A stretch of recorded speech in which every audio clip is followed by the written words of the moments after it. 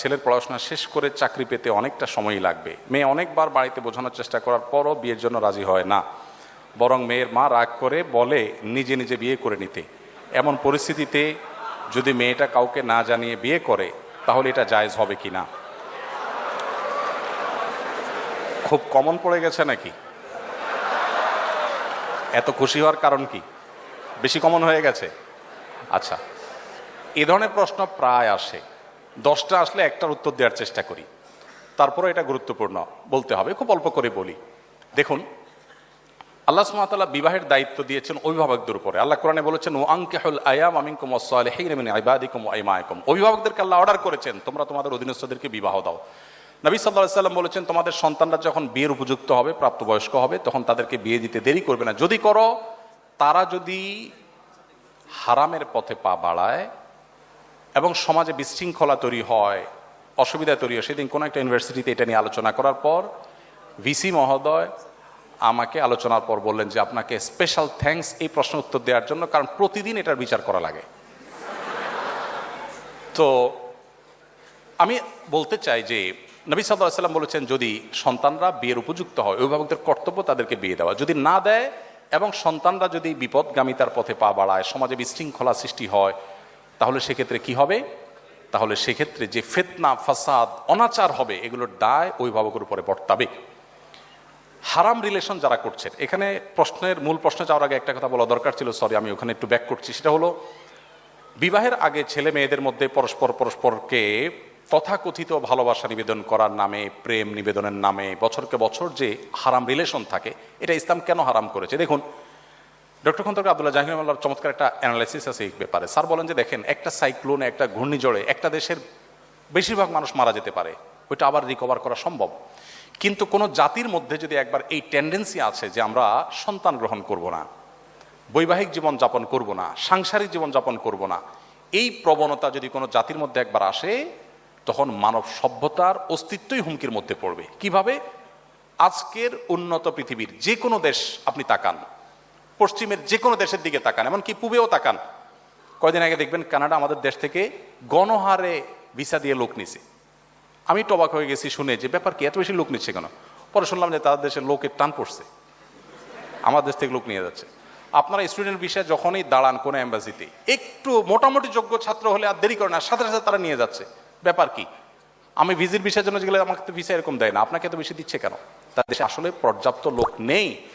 এখন প্রত্যেকটা উন্নত দেশে, আপনারা সবাই জানেন আমার চাইতে বেশি, প্রত্যেকটা উন্নত দেশে সন্তান হলে সরকার তার জন্য বাবা মাকে ভাতা দেয়, 2টা হলে আরো বেশি দেয়, 3টা হলে আরো বেশি দেয়। মানে সন্তান যেন হোক, সরকার চায়।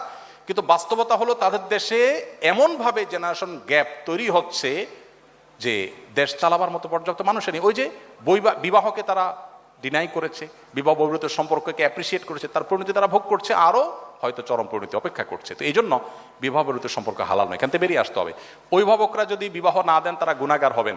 এখন আপনার অভিভাবকদেরকে আপনি বোঝাতে পারছেন না, কি করবেন? আমি বলবো, যদি পারেন অভিভাবকদেরকে আমার অফিসে নিয়ে আসবেন। যদি আপনি আনতে পারেন, আমি ইনশাআল্লাহ চাচা চাচিকে বোঝানোর চেষ্টা করব ইনশাআল্লাহ। আমি পল্টনের একটা হোটেলে গিয়েছি একটা প্রোগ্রামে, তো এক যুবক তার বাবাকে হাত ধরে নিয়ে আসছে আমার কাছে, এসে বলছে, হুজুর এই আমার বাপ অনেক বলছে বিয়ে দেয় না, তো বলেন। আমি তো লজ্জায় পড়ে গেলাম যে কত বেহায়া ছেলে, এভাবে মুখের উপরে বলে নাকি মানুষ? তো বাবা মাদেরকে যদি আপনারা বুঝাইতে না পারেন, তো সেক্ষেত্রে অনেক বুদ্ধি আছে। সেদিন এক যুবক একটা দারুণ আইডিয়া দিল, বললো যে ভাই, আর্লি ম্যারেজের যে উপকারিতা, এটা নিয়ে আপনার একটা বক্তব্য ছিল, আব্বা আম্মাকে তো আসলে ডাইরেক্ট বলাও যায় না, তো ওই বক্তব্যটা ইউটিউবে চালাই দিয়ে আমি টয়লেটে চলে গেছি। তাতে পারপাস সার্ভ অনেকটাই হয়ে গেছে, বাবা মা অনেক কনভিন্স হয়ে গেছে যে হ্যাঁ ঠিক। তো যাই হোক, আমাদের বাবা মাদেরকে আমি অনেক সময় বলি, এখানে তো আর মুরব্বীরা নাই, ওনাদেরকে থাকলে আমি বলতাম, এবং অনেক সময় আমি বলি, আমাদের মুরব্বীরা, বাবা মারা, ওনারা যে বয়সে বিয়ে করেছেন, এখনকার সন্তানদের সামনে সোশ্যাল মিডিয়া যে ফিতনার সয়লাভ চলছে, তাদের তার চাইতে বেশি আর্লি বিয়ে করার প্রয়োজন হয়। আমি অনেক জায়গায় বলেছি যে আমি কিন্তু এই বয়সে নানা হয়ে গেছি, কেউ বিশ্বাস করে না। আমি এখন এই বয়সে নানা হয়ে গেছি, ইনশাল্লাহ দাদা হতে যাচ্ছি আল্লাহ চাহেন তো। তো আর্লি ম্যারেজের যে কত উপকারিতা আছে সেটা অনেক লম্বা টপিকের বিষয়। শুধু এটুকু বলবো যে বাবা মাকে কনভিন্স করে বিয়ে করবে, এটা তাদের কনভিন্স করে করাটা আপনার দায়িত্ব। হানাফি মাযহাব অনুযায়ী প্রাপ্তবয়স্ক মেয়ে নিজে নিজে সিদ্ধান্ত নিয়ে বিয়ে করলে বিয়েটা বাই ল কোরআন হাদিসের আলোকে শুদ্ধ হয়ে যাবে, যদিও অন্যান্য ইমামদের মতে অভিভাবকের সম্মতি ছাড়া মেয়ের বিয়ে বিশুদ্ধ হবে না। তো এই জায়গাটাতে আমি বলবো বোনদেরকে, ভাইদেরকে, যে বাবা মাকে কনভিন্স করার চেষ্টা করুন, নানাভাবে কনভিন্স করার চেষ্টা করুন। এটা সিরিয়াস ইস্যু এবং তাদেরকে জানিয়ে বিয়ে করা ভালো। অনেকে বলে হুজুর পালিয়ে বিয়ে করা যাবে কিনা, আমি বিয়ে তো চুরি না, পালাতে হবে কেন? কনভিন্স করে অভিভাবকদেরকে বুঝিয়ে তারপরে করেন। এই চ্যালেঞ্জগুলো ওভারকাম করতে হবে। আপনি যুবক মানুষ, বিশ্বজয় করবেন কিভাবে? শুধু বিয়ে যদি করতে না পারেন বাপ মাকে বুঝিয়ে। বিয়ে করার ব্যাপারে বাপ মাকে যদি ভালো করে বোঝাতে না পারেন, আপনি দুনিয়া জয় করবেন কোত্থেকে? এই ছোট কাজটা যদি না পারেন, চ্যালেঞ্জ নিতে হবে, কিন্তু তাদেরকে বোঝানোর চেষ্টা করতে হবে। আর কত বুদ্ধি দিব, একটা ছোট টিপ দিয়ে শেষ করি। এলাকার ইমাম সাহেব হুজুরের সাথে বাইল করবেন, হুজুরে ভালো করে চা নাস্তা খাওয়ায় বলবেন, হুজুর আমার আব্বাকে একটু এই বিষয়টা ভালো করে বুঝান। তাহলে কনভিন্স করে ফেলেছে। তো যে কোনোভাবে বাবা মাকে সন্তুষ্ট করে করার চেষ্টা করুন। যদি না করেন, নিজেরা করতে চান গুনাহ থেকে বাঁচার জন্য, আর কোনো উপায় নাই, সেক্ষেত্রে বললাম যে হানাফি থট অনুযায়ী বিয়ে বিশুদ্ধ হয়ে যাবে, যদি অন্যান্য ইমামদের মতে হবে না।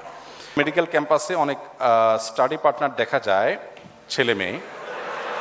আমার প্রশ্ন হলো, পড়াশোনার জন্য এভাবে অপোজিট জেন্ডারের ফ্রেন্ড বানানো কি জায়েজ হবে? দেখুন, আপনারা তো খুশি হওয়ার কারণ কি আমি বুঝলাম না। আপনারা তো খুশি হওয়ার কারণ কি আমি বুঝলাম না। আচ্ছা যাক, দেখুন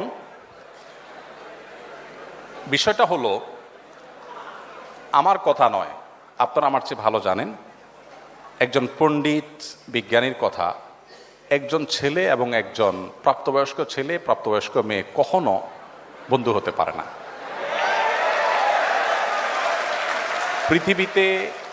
পৃথিবীতে মানুষের তৈরি 10টা শ্রেষ্ঠ মিথ্যার মধ্যে একটা মিথ্যা হলো এটা। আপনি যদি বলেন যে না আমার কোনো অসুবিধা হয় না,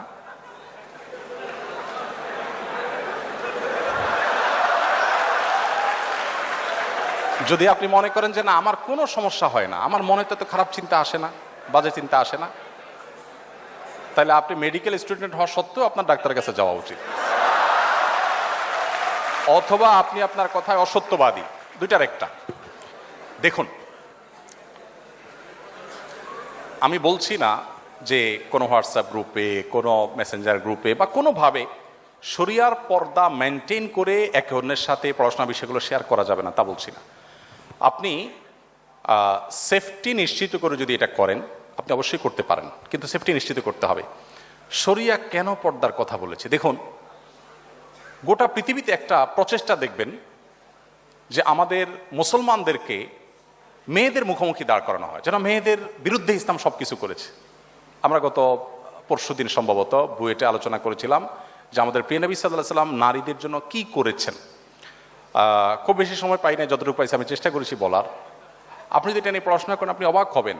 আজকের নারীবাদের স্লোগান ধরা মানুষগুলোর জন্মের ১৫০০ বছর আগে প্রিয় নবী সাল্লাল্লাহু আলাইহি ওয়াসাল্লাম নারীদেরকে পাতাল থেকে তুলে আকাশে রেখে গেছেন।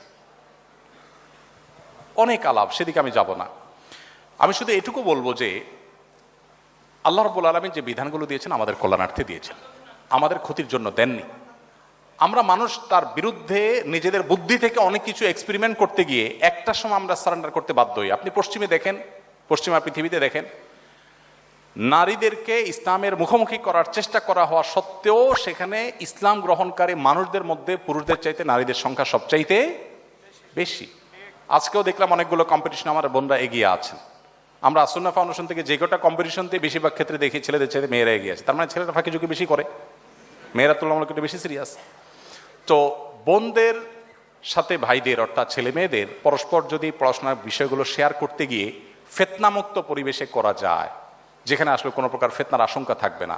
হতে পারে সেখানে অনেকে আছেন, একান্তে একজন নাই, শুধুমাত্র একজন এবং একজন যদি হয়, অর্থাৎ একজন ছেলে একজন মেয়ে, তখন অন্টন আলাপ করতে করতে সেখানে নানাবিধ ফিতনার দিকে চলে যায়, নানাবিধ শয়তান মনের ভিতরে ওয়াসওয়াসা নিয়ে আসে। দিন শেষে আমরা মানুষ, গোটা পৃথিবীতে আপনি দেখেন এই উন্মুক্ততা এবং পর্দাহীনতার যে কালচার, এই কালচারকে যারা ডেভেলপ করেছে তাদের কোথাও মেয়েরা সেফ নেই, নিরাপদ নাই। আপনি এখানে যতই বলেন যে ভাই সবাই ভালো হয়ে গেলে তো হয়, মনটাকে ভালো করলেই তো হয়, এই মুখরোচক অনেক স্লোগান আপনারা শুনতে পাবেন। এর চাইতে ভুয়া কথা, বোগাস কথা আরেকটা আপনি পাবেন না। কিসের মন ভালো করা? মন ভালো করলে যদি ঠিক হয়ে যায়, তা আমার প্রশ্ন হলো, আপনি ব্যাংক থেকে টাকা তুলে কেন ব্যাগে লুকায় লুকায় নেন?